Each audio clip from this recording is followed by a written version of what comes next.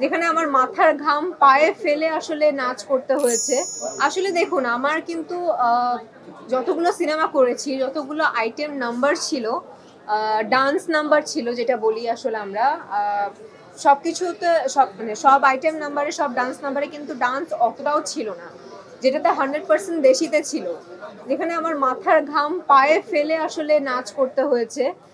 আর আপনারা দেখলেও বুঝতে পারবেন, স্টেপগুলো দেখলেও বুঝতে পারবেন যে অতটাও ইজি না। দেখতে মনে হয় খুবই ইজি, বাট খুবই কঠিন কঠিন কয়েকটা স্টেপ ছিল।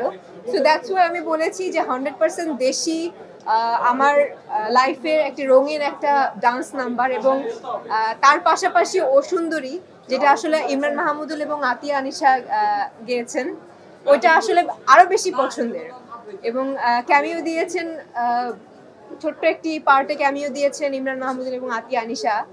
তাদের কাছেও গ্রেটফুল। তো সব মিলিয়ে গানের যে রেসপন্সগুলো আমরা পেয়েছি, টিজার ট্রেলার যেটাই বলি না কেন, সব মিলিয়ে সিরিয়াসলি আসলেই খুব ভালো লাগছে। এখন পর্যন্ত আসলে খুব ভালো রিলিজ, খুব ভালো সাড়া পাচ্ছি। সাড়া পাচ্ছি মিনস এটা গতানুগতিক কথা হয়ে যায়, খুব ভালো সাড়া পাচ্ছি। কারণ লিপস্টিকে আমাদের যেভাবে দর্শক দেখেছে, তার পরই আসলে টগর সিনেমাটা করা। আমাদের প্রথম তিনজনের জুটি হিসেবে, তিনজন পেয়ার হিসেবে কাজ করা হয় নাক ফুলে, যেটা আসলে রিলিজ হয়নি। তারপরে লিপস্টিক আসলো, তারপরে টগর আসলো, সব মিলিয়ে খুব ভালো রেসপন্স।